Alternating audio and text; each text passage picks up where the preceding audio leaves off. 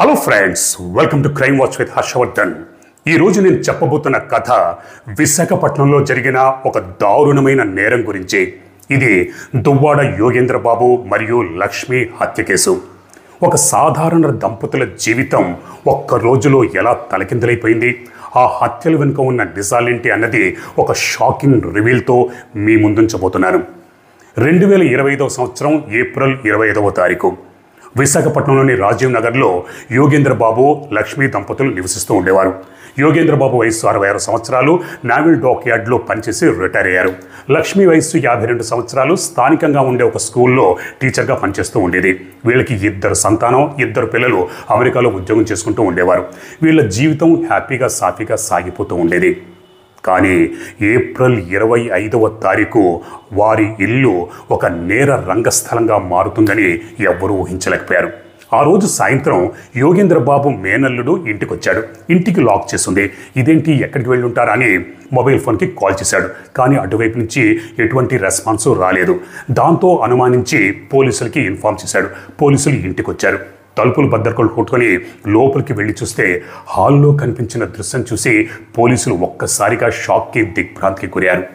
హాల్లో యోగేంద్ర బాబు రక్తపు మడుగులో శవంగా పడున్నాడు. ఒంటి మీద దగ్గర 10 చోట్ల కత్తిపోట్ల గాయాలున్నాయి.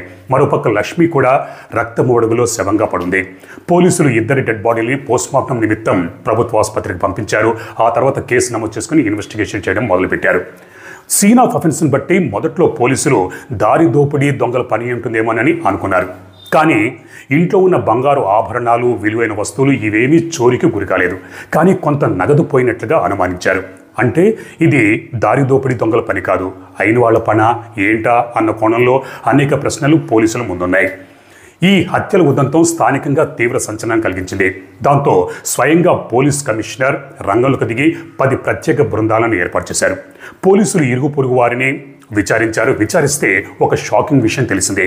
అంతకు ముందు రోజు అంటే ఏప్రిల్ 24వ తారీఖు సాయంత్రం దాదాపు 7:30 గంటల ప్రాంతంలో ఇంట్లో నుంచి అరుపులు, కేకలు వినిపించాయి. కానీ ఇరుగు పొరుగు వారు పెద్దగా సీరియస్గా తీసుకోలేదు. ఎందుకంటే ఆ రోజు గ్రామదేవత ఉత్సవాలు అవి జరుగుతున్నాయి. డప్పులు, ఆ శబ్దాల హోరులో వీళ్ళ అరుపులు గాల్లో కలిసిపోయాయి. పైగా ఇరుగు పొరుగు వారు పెద్దగా సీరియస్గా తీసుకోలేదు. వాళ్ళ అలసత్వమే 2 నిండు ప్రాణాలని బలికొంది. పోలీసులు యోగేంద్ర బాబు లక్ష్మీల కాల్ డేటా మొత్తం పరిశీలిస్తే లక్ష్మి కాల్ డేటాలో ఒక అనుమానాస్పదంగా ఒక నంబర్ కనిపించింది. రాణి మిశ్రా అని ఉంది. ఎవరి రాణి మిశ్రా? రాణి మిశ్రాకి ఈ హత్యలకి ఏమైనా సంబంధం ఉందా అన్న కోణంలో అసలు ఈ నంబర్ ఎవరి మీద ఉంది ఏంటని పోలీసులు కూపీలాగి ఆరా తీస్తే అది ఒడిస్సాలోని పూరిలో ప్రాంతానికి చెందిన ప్రసన్న కుమార్ మిశ్రా అని పేరుంది. అతని వయస్సు 56 సంవత్సరాలు. ఎవరి ప్రసన్న కుమార్ మిశ్రా? అతనికి ఈ హత్యలకి ఏమైనా సంబంధం ఉందా అన్న కోణంలో పోలీసులు ఇన్వెస్టిగేషన్ చేయడం మొదలుపెట్టి సీసీటీవీ ఫుటేజ్లన్నీ పరిశీలిస్తే ఏప్రిల్ 24వ తారీఖు 25వ తారీఖు ఆ ఇంటి చుట్టుపక్కల ప్రసన్న కుమార్ మిశ్రా అనుమానాస్పదంగా తిరుగుతుండడం పోలీసులు గమనించారు. దాంతో పోలీసులు లొకేషన్ ఆధారంగా ప్రసన్న కుమార్ మిశ్రాని అదుపులోకి తీసుకుని తమదైన శైలిలో ప్రశ్నించేసరికి హత్యలు తానే చేసినట్టుగా ఒప్పుకున్నాడు. ఎందుకు చేశామని అడిగితే జరిగిన దారుణమైన నిజాన్ని బయటపెట్టాడు. అదేంటంటే ప్రసన్న కుమార్ మిశ్రాకి ఈ యోగేంద్ర బాబు లక్ష్మి దంపతులకి కోవిడ్ సమయంలో పరిచయం ఏర్పడింది. ఈ దంపతులతో ప్రసన్న కుమార్ మిశ్రా సన్నిహితంగా, స్నేహపూర్వకంగా ఉండేవాడు. కానీ అప్పటికే ప్రసన్న కుమార్ మిశ్రా మీద 5 లక్షల రూపాయల అప్పులున్నాయి. పైగా ఈ ప్రసన్న కుమార్ మిశ్రా లక్ష్మి దగ్గర 5,000 రూపాయలు అప్పు తీసుకున్నాడు. లక్ష్మి ఏమో తానిచ్చిన 5,000 రూపాయల అప్పు తిరిగిచ్చేయమని ఒత్తిడి చేయడం మొదలుపెట్టింది. వీడి దగ్గరేమో డబ్బులు లేవు. పైగా అప్పటికే 5 లక్షల అప్పులో కూరుకుపోయి ఉన్నాడు. ఇక్కడ డబ్బులు ఇవ్వమని ఒత్తిడి చేస్తుంది. దాంతో ఏం చేయాలి? లక్ష్మినే లేపేస్తే పోలా అని ఒక దారుణమైన పథకం పన్నాడు. లక్ష్మిని హత్య చేసి నెక్లెస్ అది దొంగతనం చేయాలనుకున్నాడు. పథకంలో భాగంగా ఏప్రిల్ 25వ తారీఖు స్థానికంగా ఉండే ఒక స్టోర్లో కత్తిని కొనుగోలు చేశాడు. ఇంటికి వెళ్ళాడు. కానీ యోగేంద్ర బాబు కూడా ఇంట్లో ఉన్నాడు. మొదట్లో ప్రసన్న కుమార్ మిశ్రా లక్ష్మిని హత్య చేయాలనుకున్నాడు. కానీ ఇంట్లో యోగేంద్ర బాబు కూడా ఉండడంతో చేసేది లేక యోగేంద్ర బాబు లక్ష్మి మీద దాడి చేసి విచక్షణారహితంగా కత్తితో పొడిచి ఇద్దరిని హత్య చేశాడు. ఆ తర్వాత ఇంట్లో ఉన్న 4,18,000 రూపాయలని తీసుకొని చీకట్లో కలిసిపోయాడు. కానీ ఎంతో దూరం పారిపోలేకపోయాడు. ఎందుకంటే కానూన్ కే హాత్ బహుత్ లంబే హోతాయి. పోలీసులు సీసీటీవీ ఫుటేజ్ల ఆధారంగా, కాల్ డేటా ఆధారంగా ప్రసన్న కుమార్ మిశ్రాని గుర్తించి అదుపులోకి తీసుకున్నారు. అతని మీద హత్య కేసు నమోదు చేసి జైలుకు పంపించారు. ఒక 5,000 రూపాయల అప్పు 2 నిండు ప్రాణాలను బలికొంది.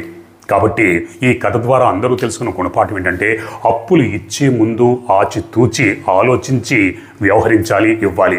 చాలామంది అప్పులు తీసుకుంటారు, తిరిగి చెల్లించరు. దాంతో అప్పులు ఇచ్చిన వాళ్ళ మీద ఒత్తిడి ఉంటుంది, తీసుకున్న వాళ్ళ మీద కూడా ఒత్తిడి ఉంటుంది.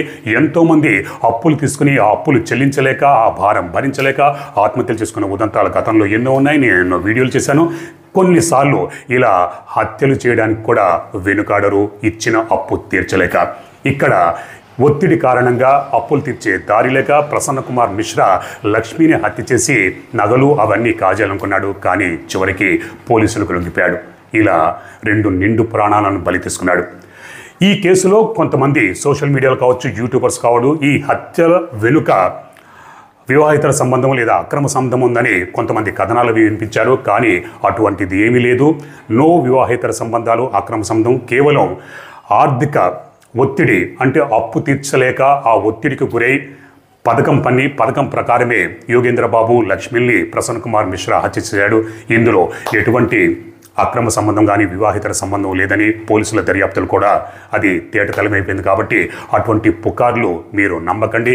ఎందుకంటే కొంతమంది వ్యూవర్స్ కోసం, తమ సబ్స్క్రైబర్స్ లేదా వ్యూస్ పెంచుకోవడం కోసం ఇటువంటి థంబ్నెయిల్స్ అవన్నీ పెట్టి విచిత్రంగా స్టోరీలు అవన్నీ అల్లుతుంటారు. కానీ ఇందులో నేను చెప్పిన దాంట్లో నిజం ఉంది, మిగతా వాటిల్లో ఇది నిజము లేదు. కాబట్టి దయచేసి పుకార్లు అవి నమ్మకండి.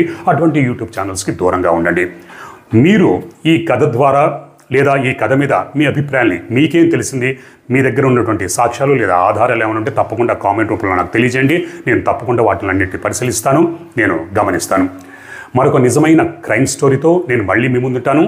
వెళ్లే ముందు నిన్న ఒక స్టోరీ చేశాను, అలాగే చాలా రోజుల తర్వాత మీ ముందుకు వచ్చాను కాబట్టి చాలామంది కామెంట్లు అవి చేశారు. ఒకసారి ఆ కామెంట్లు అవి చదువుతాను. ముందుగా ఫర్జానా కామెంట్ చదువుతాం. Hi sir, good evening, how are you sir? చాలా రోజుల తర్వాత మిమ్మల్ని చూడడం I'm so happy. Thank you Farzana, నేను చాలా సంతోషంగా ఉన్నాను. మీరు కూడా సంతోషంగా ఆరోగ్యంగా ఉండాలని మనస్ఫూర్తిగా కోరుకుంటున్నాను. ఎస్కే జాను కామెంట్ పెట్టారు. హాయ్ అన్న, ఎలా ఉన్నారు? మీ వీడియోల కోసం ఎదురు చూస్తాను. థ్యాంక్ యూ జాను, నేను తప్పకుండా వీడియోలు చేస్తాను, మీరు కూడా చూస్తూనే ఉండండి. ఇక స్వాతి సంపు అనుకుంటా ఈ ఐడి పేరు ఉంది. అవును సార్, నిజంగా సడన్లీ కనిపించారనుకున్నా అని కామెంట్ పెట్టారు. థ్యాంక్ యూ అండి. అలాగే దేవరాజు, నీవు చెప్పింది 100% కరెక్ట్. Thank you Devaraju. అలాగే శ్యామ్కూర రమణ థంబ్నెయిల్ పెట్టారు. ఇంకా మొహమ్మద్ ఆసిఫ్, పాకిస్తాన్లో భర్త ప్రేమ దొరకలేదు కాబట్టి అలా చేసింది సీమా అని అనుకుంటున్నా, అందులో ఏ స్వార్థం లేదు అనుకుంటున్నానని చెప్పి ఏ పుట్టలో ఏ పాపం ఉందో అని కామెంట్ పెట్టారు. బహుశా మీరు అనుకునేది నిజమే కావచ్చు. అలాగే అక్కెర వాసు, హలో సార్, బాగున్నారా? మీ వీడియో కోసం ఎదురు చూస్తున్నాము, మీరు రోజు పెట్టే సూపర్ వీడియోస్ అని కామెంట్ పెట్టారు. Thank you Vasu. ఇలాగే నా వీడియోస్ అవన్నీ చూస్తూ ఉండు. ఇంకోరెవరో పవర్ఫుల్ పీపుల్ అని చెప్పి కామెంట్ పెట్టారు. సీమతో సమస్య లేదని నేను అనుకుంటున్నాను, ఆమెకు భారత పౌరసత్వం ఇస్తే పర్వాలేదని తన అభిప్రాయం తెలియజేశాడు. చూద్దాం ఏం జరుగుతుందో. శ్రీశైల భ్రమర్ గారు, హలో సార్, బాగున్నారా? మీ వీడియో కోసం ప్రతిరోజు ఎదురు చూసి నిరాశపడ్డాను. ఈరోజు మిమ్మల్ని చూడగానే ప్రాణం లేచి వచ్చినంత పనింది. అంటే మీరు నమ్ముతారు సార్? బాగున్నారు సార్, నా పేరు శ్రీశైల భ్రమర్ గారు, థ్యాంక్ యూ సో మచ్. నేను చాలా బాగున్నాను. మీరు కూడా సంతోషంగా, ఆరోగ్యపరంగా చక్కగా ఉండాలని మనస్ఫూర్తిగా కోరుకుంటాను. నేను పెట్టే ప్రతి వీడియో మీరు చూస్తారు, నాకు చాలా సంతోషంగా ఉంది. ఆవుల మంజుల, సీమగా పేరు మార్చుకున్న ఆ పాకిస్తాన్తో సచిన్ అనే సచినోడు కూడా పాకిస్తాన్ వెళ్ళగొట్టాలని మీ అభిప్రాయం మీరు చెప్పారు. ఓకే, చూద్దాం. లీలా కుమారి గారు, లాయర్స్ ఊరికే వాదించరు, అంత పెద్ద లాయర్ అని లీలా కుమార్ తమ అభిప్రాయం చెప్పారు. బహుశా మీ అభిప్రాయం కరెక్ట్ అవ్వచ్చు, లాయర్లు ఊరికే ఎందుకు వాదిస్తారండి. శారదా మాధురి, వాడి ముఖం చూస్తే ప్రేమించాడంటే మీరు ఎలా నమ్మారు అనుకుంటా, అలాంటి కామెంట్ ఏదో పెట్టినట్టు ఉంది. ఓకేనండి, మీ అభిప్రాయం మీది. అలాగే ఇంకొకళ్ళు, hi brother, where are you brother, not coming back to back అని చాలా పెద్ద మెసేజ్ పెట్టారు. ఐడి పేరు చదవడానికి ఇబ్బందిగా ఉంది. Anyway, thank you brother. అలాగే సంగీత కిరణ్, ఎలా ఉన్నారన్నయ్య? నేను బాగున్నానమ్మా, మీరు కూడా బాగుండాలి, ఆరోగ్యంగా ఉండాలి. శ్రీదేవి, 60 పాకీ పిల్లలను భారత్లో పెంచడానికి అని చెప్పి కామెంట్ పెట్టారు. మీ అభిప్రాయం అది. మీనా కుమారి గారు హాయ్ సార్ ఎలా ఉన్నారు? Thank you, God bless you. Thank you Meena Kumari garu. అలాగే కిరణ్ కుమార్ గారు మీరు రండి సార్, ఫ్యాన్స్ వెయిటింగ్ ఇక్కడ. థ్యాంక్ యూ కిరణ్ కుమార్ గారు, నేను వచ్చేసాను కదా, నా వీడియోలు మాత్రం మీరు మర్చిపోకుండా చూస్తూ ఉండండి. అలాగే చిన్ను హాయ్ అండి, how are you? I'm very good, I hope you are also good. M Navitha hi sir, good to see you sir అని చెప్పి ఎం నవిత కామెంట్ పెట్టింది. థ్యాంక్ యూ నవిత, మీరు కూడా బాగుండాలి. సేవ్ నేచర్ అని చెప్పి ఏదో ఐడి పేరుంది, ఇక్కడ అనసూయలాగా ఉంది సడన్గా చూస్తే. బాబు అనసూయ మరి నీ ఇష్టం. ఇంకా అక్కడ Rajani hi sir, hi Rajani.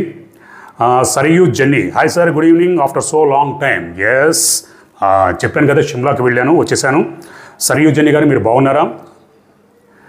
Ravi రూప హాయ్ సార్ ఎలా ఉన్నారు? నేను బాగున్నానండి, మీరు కూడా బాగున్నాను నేను మనస్ఫూర్తిగా కోరుకుంటున్నాను. నరసింహ లవ్ సింబల్ పెట్టాడు, థ్యాంక్ యూ నరసింహ.